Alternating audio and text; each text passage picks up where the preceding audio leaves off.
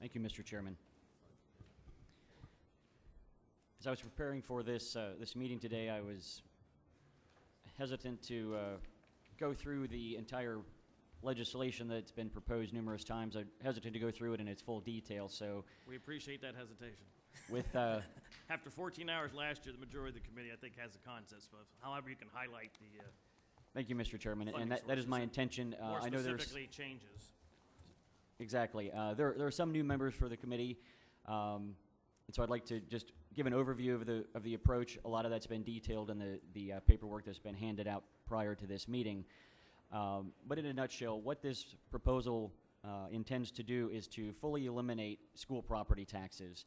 I must point out it is strictly school property taxes. It does not go after the county or municipal taxes, and that is a question we get quite frequently. But in eliminating all school property taxes for both residences and business owners, it's all commercial, industrial. Anybody who owns property will receive full elimination of their school property taxes. That will be done through an increase in the sales tax from 6% to 7%.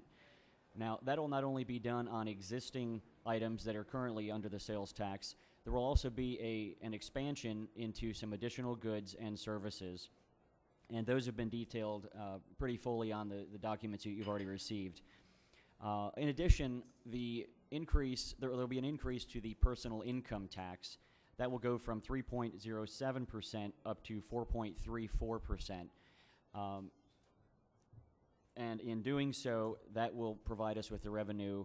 Those two sources, the increase in the sales tax and the increase in the income tax, those will, by and large, close the gap that we need to fund property tax elimination, school property tax elimination for the Commonwealth.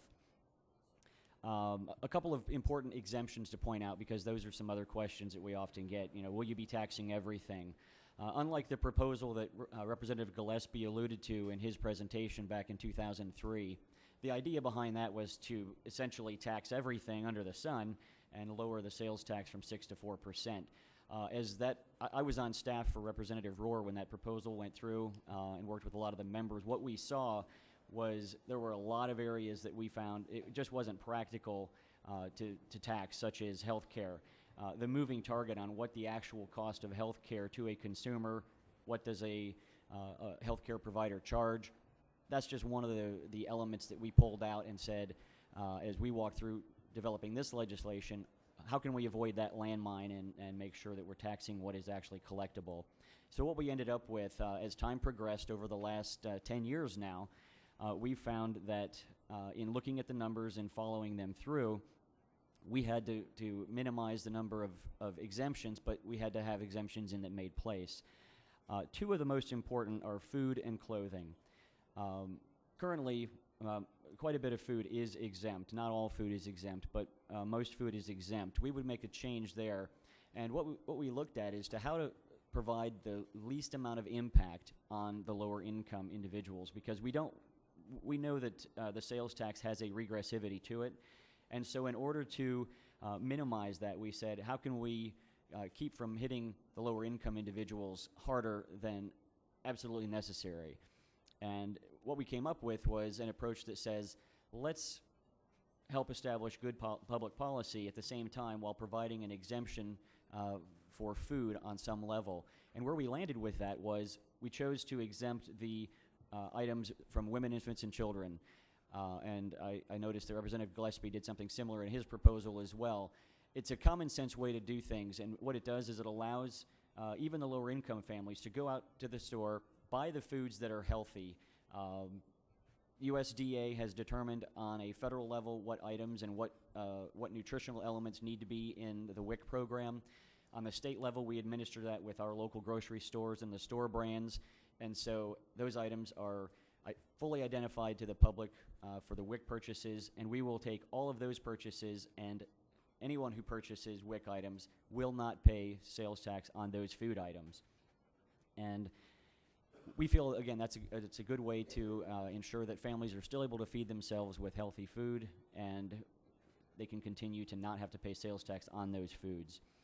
Secondly, we looked and said, what's the other elements that people need. Obviously, food, clothing, and housing.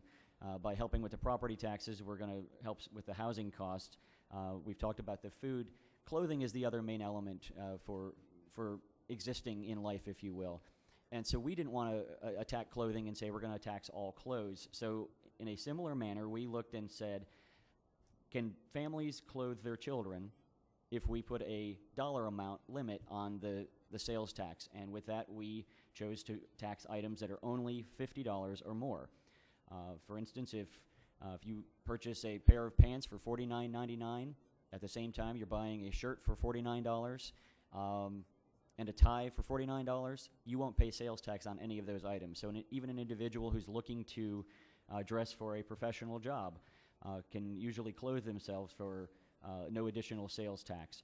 And of course, any of these other items on an individual basis, as long as they are under $50 per item, there will not be sales tax on them. Again, for sake of time, I won't go through all of the exemptions, but I did want to highlight some of the changes. This legislation, House Bill 76 and Senate Bill 76, these are identical pieces of legislation. I wanted to provide a quick overview on where they are in the House and Senate. In the House, we have 68 co-sponsors, 51 of whom are Republicans, 17 Democrats. In the Senate, we've seen a surge of interest over there. They now have 20 co-sponsors on the identical legislation there, with 11 Republicans and 9 Democrats. So this is getting some momentum in the Senate, and I believe we've got some good cause to see some action here in the House. I'd love to see it move, obviously. Last summer, we had hearings, and as Representative Benninghoff talked about, we had 14 hours of hearings, and those who survived that came out with a better understanding of the legislation. What also came out of that is a further analysis performed by the Independent Fiscal Office, and they concluded with an 88-page study, and that 88-page study talked about a lot of the benefits, and in a moment I'll be discussing some of those, but a lot of those benefits are somewhat intangible benefits. You're not going to be able to read the legislation and say, oh, it's a natural conclusion, but they are conclusions that we, as we developed the legislation, felt were there, and it was good to see the Independent Fiscal Office study confirm those benefits. Also, as an outcome of the legislative hearings that we had in this committee, the Appropriations Committee examined the legislation as well. At that time, it was House Bill 1776, and there was a companion Senate bill as well. Both of those studies included an amendment that we had drafted. We had identified some shortcomings, identified a few problems since the legislation had been introduced in April. So when they analyzed it going into September, they had a modified version of House Bill 1776. What you have before you in House Bill 76 and Senate Bill 76 is that legislation as it was amended, as it would have been amended by the amendment that I provided to the IFO and to the Appropriations Committee. So everything said in the Independent Fiscal Office study and in the Appropriations Committee,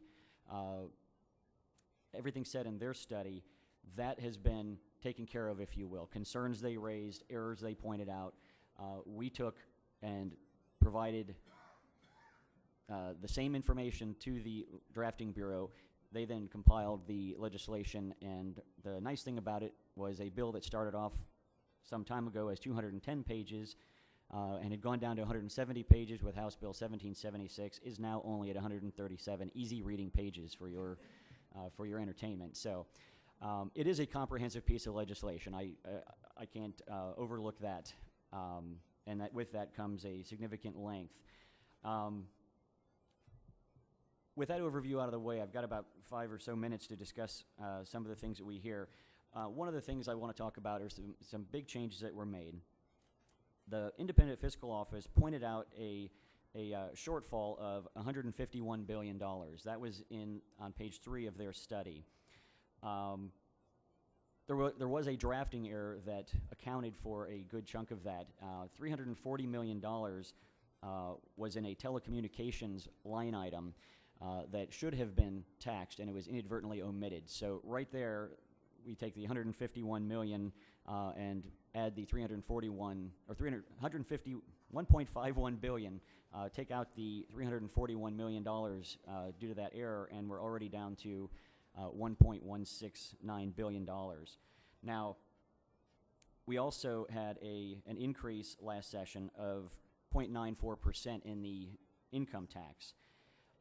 The IFO analysis stated that that increase would generate $3.36 billion.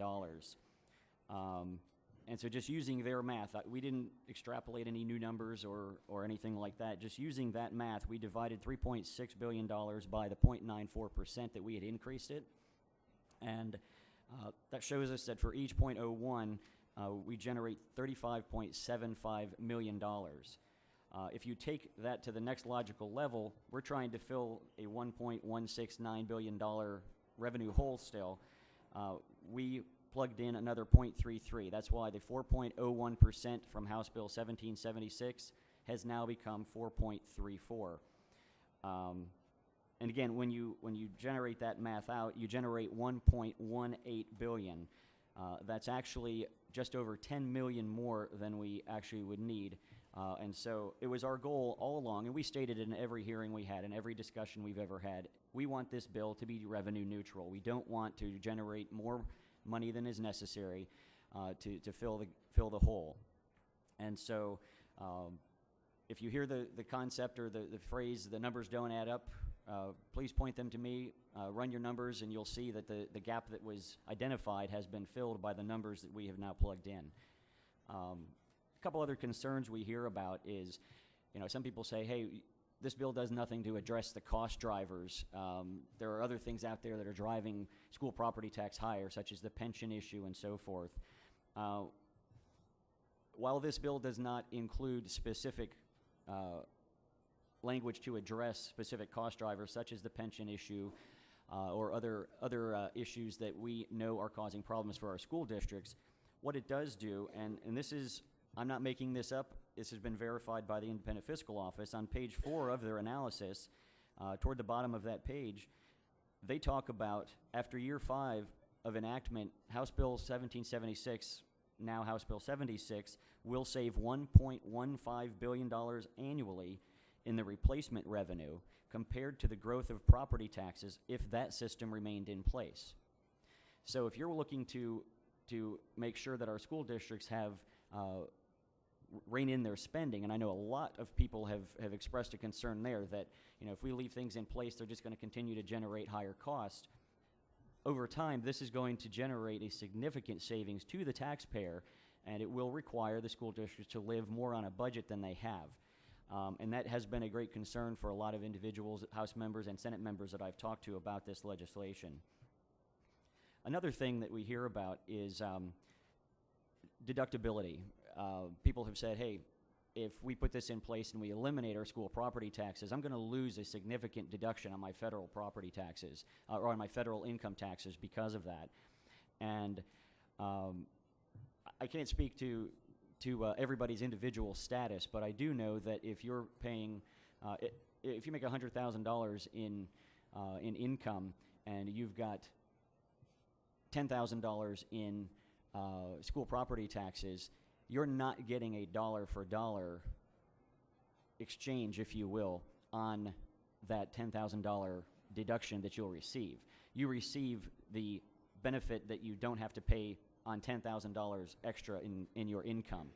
And as I talk to homeowners, lawyers, doctors, accountants, it doesn't matter who I talk to, when they sit down and do the numbers, they understand that whether it's $5,000, $10,000, whatever the property tax deduction would allow, when they have that actual money in their pockets, that means a lot more to them than the percentage of deduction that they're going to get off their federal property taxes. So I think that's somewhat of a bogus argument, but yet we continue to hear it on a regular basis. It's kind of an artificial concern. Other things are falling revenues. People will say, hey, sales and income tax, there's a up and down scale of it. As Representative Gillespie pointed to, over time, those have been the most stable, some of the most stable forms of taxation because, as you know, incomes are typically increasing on an annual basis, whether even it's the minimum wage individuals or the professionals, their wages are increasing. So they're paying a percentage on those higher wages. Likewise, the cost of good are increasing. And with the cost of goods increasing, we are seeing higher sales tax generated. So both of those, incidentally, do track the economy in a very strong way.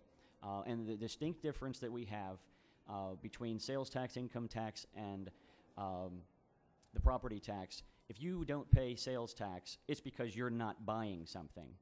If you don't pay income tax, it's because you're not working. If you don't pay your property tax, you run the risk of losing your home. And I know that my time has expired, and I appreciate the committee's indulgence of the extra minute or so that I've been given.